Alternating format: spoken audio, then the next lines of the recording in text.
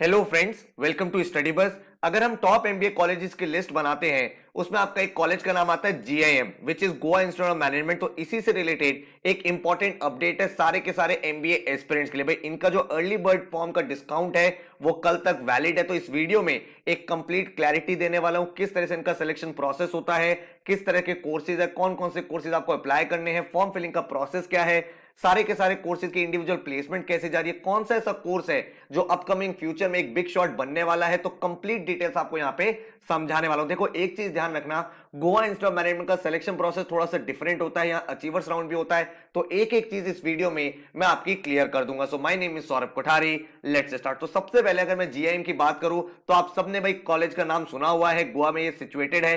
25 years इस college को हो चुके हैं, तो एक बहुत ही रेप्यूटेड एमबीए कॉलेज है एंड काफी सारे बच्चे हर साल यहां पे पढ़ाई करने जाते हैं। हमारे खुद के बहुत सारे स्टूडेंट्स हैं जिन्होंने इस साल जीएम ज्वाइन किया एंड उनका एक्सपीरियंस काफी अच्छा जा रहा है। अब अगर मैं बात करूं यहां पे कौन कौन से कोर्सेज ये ऑफर करते हैं, तो सबसे पहले इनका पीजीडीएम जो नॉर्मल आपका एमबीए होता है, देन इनका होता है हेल्थ केयर मैनेजमेंट, मतलब जिन स्टूडेंट्स को हेल्थ में अपना करियर बनाना है, हॉस्पिटल मैनेजमेंट जाना है, हेल्थ केयर मैनेजमेंट जाना है, वो इसके लिए अप्लाई कर सकते हैं। देन आपके सामने BDA which is big data analytics, जहां पे भाई वो लोग ज्यादा जाते हैं जहां पे आपको एनालिटिक्स बेस्ड करियर बनाना है, जैसे डेटा साइंस हो गया, मशीन लर्निंग हो गया, वो सब चीजें आप यहां पे सीखोगे।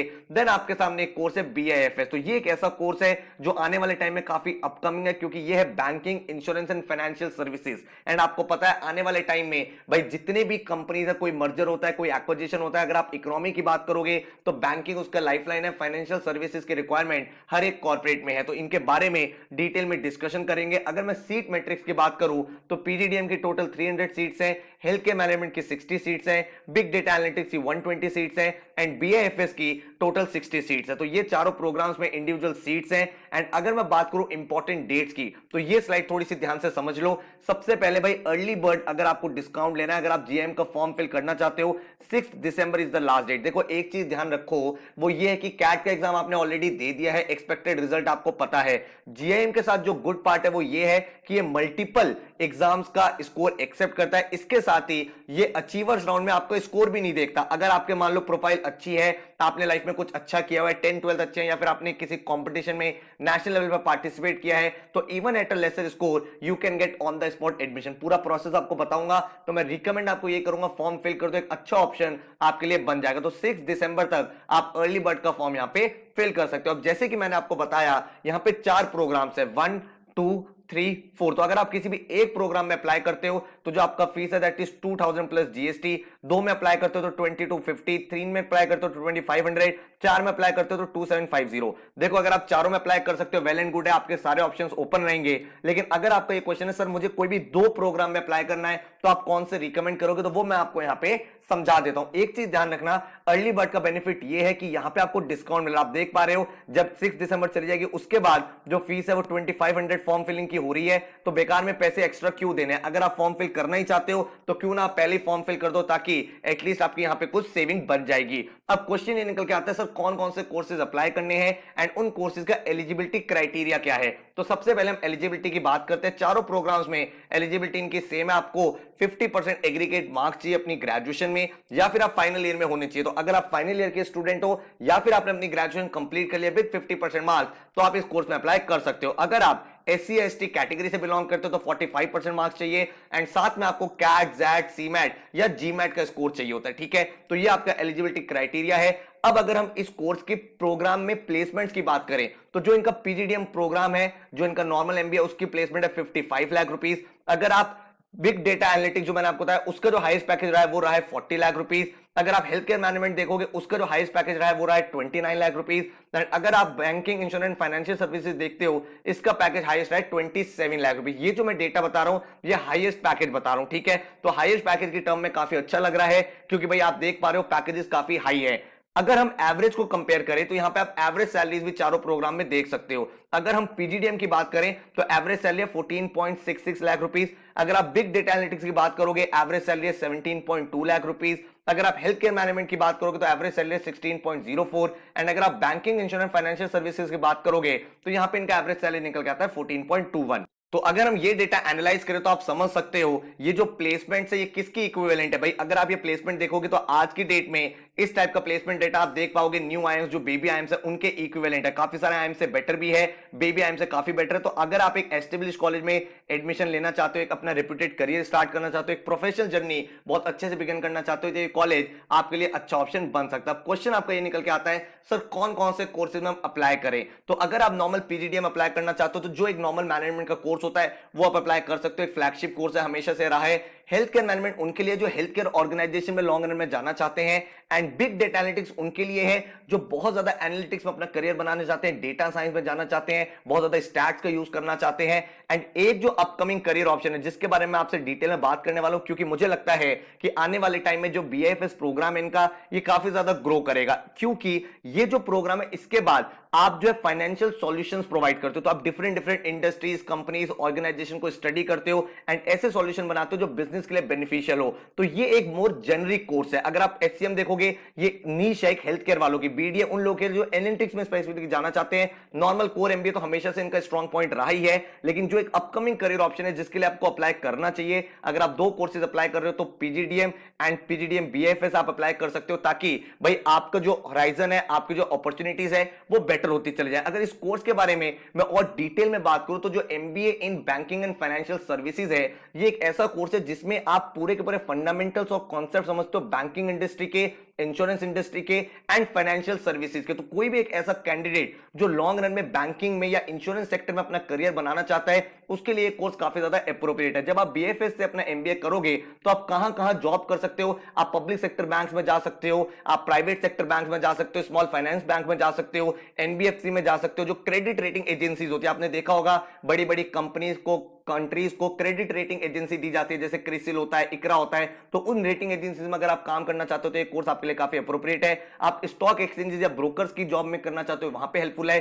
पेमेंट्स बैंक में आप जा सकते हो, इंश्योरेंस कंपनीज जो होती हैं, एसेट मैनेजमेंट कंपनी जो होती है वहां पे आप अपना करियर बिगिन कर सकते हो। तो अब अगर मैं आपसे बोलूं कि बैंकिंग और इंश्योरेंस सेक्टर में आपको क्यों जाना चाहिए, इस कोर्स के लिए क्यों अप्लाई करना चाहिए, तो उसके मल्टीपल रीजंस है। जैसे कि मैंने आपको पहले बताया बैंकिंग और इंश्योरेंस भाई इसमें काफी ज्यादा अपॉर्चुनिटीज इस समय क्रिएट हो रही है इंडस्ट्री में, एक हाई ग्रोथ सेक्टर ये बन चुका है और इसीलिए भाई जॉब सिक्योरिटी है। क्योंकि देखो जब आपकी डिमांड है, बहुत सारी ऐसी कंपनीज और ऑर्गेनाइजेशन है वहां पे स्पेशलाइज लोग चाहिए जिनको banking, insurance, financial services industry की काफी इन डेप्थ नॉलेज होती है। यहां पे जाके आपकी हाई डिमांड हो जाती है, जिसका मतलब है आप सैलरी भी बेटर एक्सपेक्ट कर सकते हो एंड आपके सामने जो करियर अपॉर्चुनिटीज है वो भी अच्छी निकल के आ जाती है। अगर मैं बीएफएसए की इंपॉर्टेंस की बात करूं तो सबसे पहले एक एक करके इन कंपोनेंट को समझते हैं। अगर मैं बैंकिंग सेक्टर की बात करूं तो आपको पता है भाई बैंक्स किसी भी इकोनॉमी की लाइफलाइन होती है। अगर आप फाइनेंशियल इंक्लूजन की बात करते हो या किसी भी इकोनॉमिक की ग्रोथ की बात करते हो तो बैंक्स का सबसे इंपॉर्टेंट रोल होता है। आपने देखा भी होगा अगर किसी कंट्री में कोई बैंक फेल हो जाए तो पूरी कंट्री डूब जाती है, और इसीलिए इस सेक्टर की इंपॉर्टेंस टाइम के साथ बढ़ती जा रही है,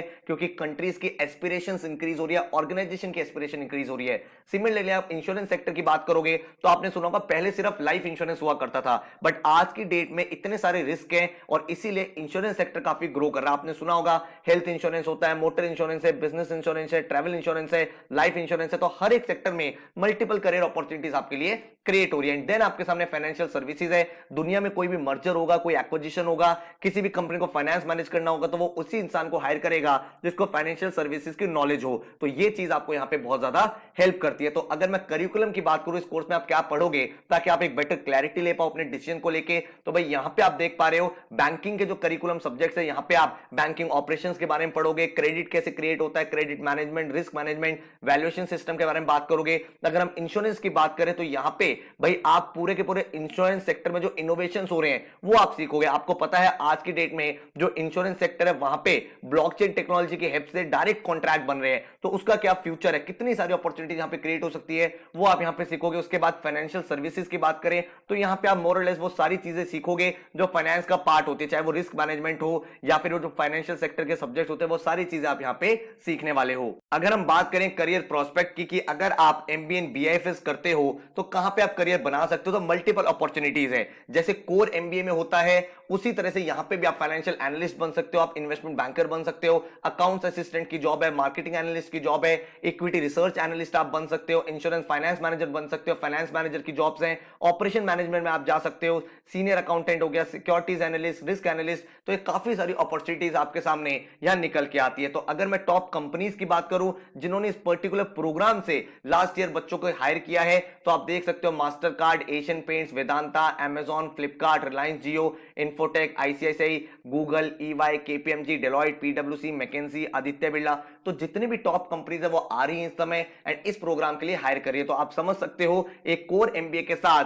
आप एमबीए इन बीएफएस का फॉर्म जरूर भर देना, उससे आपके सामने एक और अच्छा ऑप्शन क्रिएट हो जाएगा। ऑलरेडी मैं पैकेजेस डिस्कस कर चुका हूं, 27 लाख हाईएस्ट पैकेज रहा है and 14.2 is a average package. तो आपके सामने अच्छी अपॉर्चुनिटी है। एंड अगर हम बात करें कट ऑफ्स की, तो कट ऑफ्स आप यहां पे देख सकते हो, कैट और जैट में जो कट ऑफ रहती है वो अराउंड 85 परसेंटाइल रहती है। तो अगर आपका 85 से ऊपर बन रहा है तो आप अप्लाई कर सकते हो। सीमैट में 98 से ऊपर चाहिए होता है एंड जीमैट में 600 से ऊपर चाहिए होता है। लेकिन यहां पे आपके लिए एक सरप्राइज एलिमेंट है। वो सरप्राइज एलिमेंट क्या है कि अगर आपका स्कोर कम भी है तो आपके सामने अचीवर्स राउंड का ऑप्शन रहता है, जिसमें आप अप्लाई करके एक एडमिशन यहां पे सिक्योर कर सकते हो। तो ये जो कट ऑफ है मैंने आपको बता दिया ताकि आपके सामने एक बॉल पास फिगर आ जाए। फॉर्म फिलिंग के लिए भाई नीचे डिस्क्रिप्शन में मैंने आपको लिंक भी दे दिया, वहां पे जाके आप फॉर्म फिल कर देना अगर आपको अर्ली बर्ड का डिस्काउंट लेना है। अगर मैं एडमिशन प्रोसेस की बात करूं तो सबसे पहले आप इनका फॉर्म फिल करोगे, जैसे कि हर एक कॉलेज का फॉर्म फिल करते हो। कॉलेज का फॉर्म फिल करने के बाद कॉलेज आपको शॉर्टलिस्ट करेगा, जो भी आपकी प्रोफाइल है उसके बेसिस पे आपको शॉर्टलिस्ट किया जाएगा। शॉर्टलिस्ट 2 बार होता है।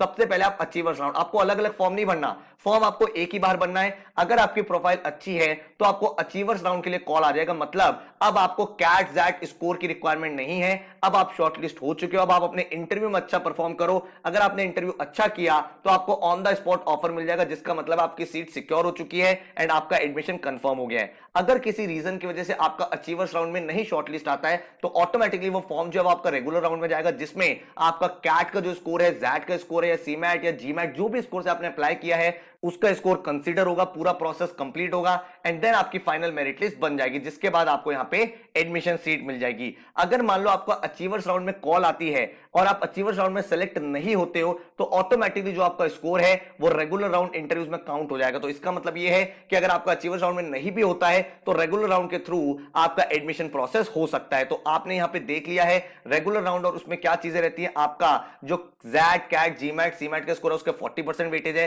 पास्ट एकेडमिक रिकॉर्ड्स आपके 15% है, आपका वर्क एक्सपीरियंस अगर कोई है तो 10% है एंड फेस टू फेस जो इवैल्यूएशन है दैट इज 30%। मतलब इंटरव्यू में आप क्या बोल रहे हो वो इंपॉर्टेंट है। प्रोफाइल असेसमेंट इंडेक्स जो है वो आपका 5% है। जो फाइनल सिलेक्शन क्राइटेरिया है वो चाहे अचीवर राउंड हो चाहे रेगुलर राउंड हो वो आपका ये रहने वाला है। ठीक है, तो सारी कहानी अब आपको समझ में आ गई किस तरह से प्रोसेस चलेगा। 2 बार आपको मौका मिल जाएगा, एक बार अचीवर राउंड के थ्रू जा सकते हो एंड एक बार रेगुलर राउंड के थ्रू जा सकते हो। तो एक बार आपको फॉर्म भरना है, प्रोफाइल स्ट्रांग है तो हो सकता है आपको रिजल्ट से पहले ही, कैट जैट से पहले ही आपको एडमिशन की कॉल आ जाए, इंटरव्यू की कॉल आ जाए, उसको आप कन्वर्ट करके फाइनल कन्वर्जन कर सकते हो। एंड रेगुलर राउंड है तो वो आपका नॉर्मल प्रोसेस चलेगा, शॉर्टलिस्टिंग आएगी, इंटरव्यू होगा एंड देन आपकी मेरिट लिस्ट यहां पे बनेगी। अगर मैं अचीवर्स राउंड की और डिटेल में बात करूं तो आप यहां पे देख पा रहे हो आपकी जो शॉर्टलिस्टिंग है without any CAT XAT score के हो रही है। यहां पे आपका अचीवर्स राउंड चलेगा गोवा में, जो जो बच्चे शॉर्टलिस्ट होंगे उनको सिलेक्शन ऑफर मिल जाएगा। और क्या क्या चीजें यहां पे कैटेगराइज हो रही हैं, क्या क्या चीजें आपकी कंसीडर हो रही हैं, आपके स्टेट नेशनल लेवल अवार्ड्स क्या है, आपके एकेडमिक को करिकुलर अचीवमेंट्स क्या है एंड इसके साथ आपकी qualification, past academic performance, work experience, achievement ये क्या रही है, वो सारी चीजें आप यहां पे शेयर करते हो। ठीक है, अगर मैं एफएक्यूज की बात करूं तो आपके सामने सारे इंपॉर्टेंट एफएक्यूज है कि अचीवर्स राउंड में आपकी जो एकेडमिक परफॉर्मेंस है, स्पोर्ट्स परफॉर्मेंस है, को करिकुलर परफॉर्मेंस है वो कंसीडर होती है। आपको एटलीस्ट एक अचीवमेंट फिल करनी है, आप अप टू 3 अचीवमेंट फिल कर सकते हो फॉर्म में। आगे आपको दिखाऊंगा पूरा फॉर्म फिलिंग प्रोसेस एंड जो जीआईएम है वो उन अचीवमेंट्स को वेरीफाई करता है जो आप डॉक्यूमेंट्स लगाते हो एंड उसके बाद आपका जो स्कोर कंसीडर होगा, भाई achievers round will be conducted without knowing CAT XAT score, तो वो स्कोर्स बाद में इनकॉर्पोरेट किए जाएंगे। मतलब आपको पहले ही इंटरव्यू देने का मौका मिल रहा है, आप अपने पैनल को इंप्रेस कर सकते हो, अच्छे से अपनी चीजों को शोकेस कर सकते हो एंड आपको एडमिशन के चांसेस बन जाएंगे। ठीक है, अब यहां पे एक इंपॉर्टेंट डाउट अपना क्लियर कर लो, sir what if I get a low score but have been shortlisted via achiever round. तो इन्होंने बोला हुआ है कि भाई ये जो कैट जैट का स्कोर है ये काउंट होगा, ये बाद में काउंट होगा एंड अगर एक कैंडिडेट का बहुत ही खराब स्कोर है, मतलब आपका किसी भी एग्जाम में अच्छा स्कोर नहीं है, तो भाई आपका एडमिशन कैंसिल भी हो सकता है। तो कहने का मतलब ये है कि भाई कोशिश ये करो कि एंट्रेंस में भी ठीक नंबर आ जाए, एंड इंटरव्यू में अगर आपको कॉल आ रही है तो वहां पे तो अपना बेस्ट परफॉर्मेंस देना ही है, ताकि आपकी प्रोबेबिलिटी और पॉसिबिलिटी इंक्रीज हो जाए। ठीक है, अब आपको यहां पे क्या बोला हुआ, अगर आपका अचीवर्स राउंड इंटरव्यू में सिलेक्शन नहीं मिलता है तो क्या आपको रेगुलर राउंड के लिए फिर से इंटरव्यू देना है? आंसर है नो। आपने एक बार इंटरव्यू दे दिया, वही इंटरव्यू का स्कोर जो वो आगे आपका काउंट हो जाएगा, एंड वहां पे आपकी जो बाद में मेरिट लिस्ट बनेगी उसमें अगर आप क्वालिफाई करते होगे तो आपको वहां पे कॉल कर दिया जाएगा। अब फॉर्म फिल कैसे करना है, तो नीचे डिस्क्रिप्शन में मैंने आपको जीआईएम फॉर्म फिलिंग का लिंक दे दिया, वहां पे जाके आप भाई फॉर्म फिलिंग का प्रोसेस स्टार्ट कर सकते हो। जैसे आप वहां पे लॉग इन करोगे आपके सामने अप्लाई नाउ का ऑप्शन आ रहा होगा, एंड अप्लाई नाउ पे जैसे जाओगे वहां पे अपना ईमेल आईडी पासवर्ड आप क्रिएट कर लो। जो भी आपका ईमेल आईडी पासवर्ड आया है उसको एंटर करने के बाद आपके फॉर्म में लॉग इन हो जाएगा। उसके बाद आपको यहाँ पे वही डिटेल्स भरनी है, आप कौन से एग्जाम के थ्रू करना चाहते हो, सारे एग्जाम्स आप यहाँ पे सेलेक्ट कर लेना। कोर्सेज की जब बात आएगी तो मैं आपको बता चुका हूं, अगर आप एक कोर्स दो कोर्स करना चाहते हो तो आप पीजीडीएम कर देना, इसके साथ आप पीजीडीएम बीएफआईएस जरूर कर देना, उसमें आपकी अपॉर्चुनिटी ओपन हो जाएगी। अगर आप हेल्थ केयर में आगे जाना चाहते हो तो आप हेल्थ केयर मैनेजमेंट भी फिल कर सकते हो, एंड अगर आपका इंटरेस्ट डेटा एनालिटिक्स में है या फिर आप मशीन लर्निंग डेटा साइंस में जाना चाहते हो तो बीडीए में भी आप अप्लाई कर सकते हो। तो मैंने आपको अपनी प्रायोरिटी लिस्ट बता दी है, उसके अकॉर्डिंग आप फॉर्म फिल कर दो। आपको उसके बाद सारी की सारी एजुकेशनल डिटेल्स फिल करनी है, आपके मार्क्स कैसे आए थे, किस में आपने ग्रेजुएशन किया था, स्कूल का नेम क्या है, उसके मार्क्स क्या थे, वो सारी चीजें जैसे नॉर्मली फिल करते हैं वो सारी चीजें आप यहां पे फिल करोगे। तो उसके बाद वर्क एक्सपीरियंस का कॉलम आएगा, जो वर्क एक्सपीरियंस है 31 मार्च 23 तक का आपको एंटर करना है। बहुत सारे बच्चों का यहां पे कंफ्यूजन होता है, सर मैंने इंटर्नशिप करी है क्या वो काउंट होगा? भाई कोई भी ऐसी चीज काउंट नहीं होगी जो आपने अपनी ग्रेजुएशन से पहले की हुई है, चाहे आपने फुल टाइम जॉब क्यों ना करी हो। तो वर्क एक्सपीरियंस सिर्फ वही काउंट होता है जो आपने आफ्टर ग्रेजुएशन किया है। यहां पे मेंशन भी है only full time work experience after the graduation must be entered. आपने अपनी ग्रेजुएशन खत्म कर ली, उसके बाद आपने किसी कंपनी में फुल टाइम जॉब करी है, वही आपके वर्क एक्सपीरियंस में कंसीडर किया जाएगा। एंड अगर आपको अचीवर्स राउंड के थ्रू अप्लाई करना है वो ऑप्शनल है, तो अगर आप यहां पे अप्लाई करना चाहते हो तो यहां पे आपको अपनी अचीवमेंट्स लिखनी है कि आपने नेशनल लेवल पे क्या किया हुआ है, स्टेट लेवल पे क्या किया हुआ है, एकेडमिकली, स्पोर्ट्स, को करिकुलर, कोई भी चीज में अगर आपने कुछ एक्स्ट्रा ऑर्डिनरी किया हुआ है वो आप यहां पे मेंशन कर दोगे, अपने फॉर्म को सबमिट कर दोगे, अपनी डिटेल्स को और डाल दोगे जो आपके पेरेंट्स डिटेल है, एंड देन आप पेमेंट करके अपने पूरे के पूरे फॉर्म को कंप्लीट कर लोगे। ठीक है, तो आई होप आपको एक कंप्लीट क्लैरिटी मिल गई है, पूरे के पूरे जीएम प्रोसेस के बारे में आपको आइडिया लग गया है। आपको मैंने टॉप कोर्सेज बता दिए जिसमें अप्लाई करना है, एंड नीचे मैंने डिस्क्रिप्शन में फॉर्म का लिंक दे दिया। अर्ली बर्ड डिस्काउंट का अगर आपको बेनिफिट लेना है तो भाई 6 दिसंबर तक आप फॉर्म फिल कर देना, उसके बाद यहां पे इनकी एप्लीकेशन फॉर्म की फीस बढ़ जाएगी, तो वो आपको यहां पे पैसे वेस्ट नहीं करने चाहिए। तो अगर आप एक अच्छे एमबीए कॉलेज में जाना चाहते हो तो this is a decent option, जिसका फॉर्म आप फिल करके एक अपना करियर स्टार्ट कर सकते हो। और कोई क्वेश्चन या क्वेरी है तो नीचे कमेंट में लिख देना, उसकी डिटेल्स भी हम आपके साथ शेयर कर देंगे। So thank you so much, take care and all the best.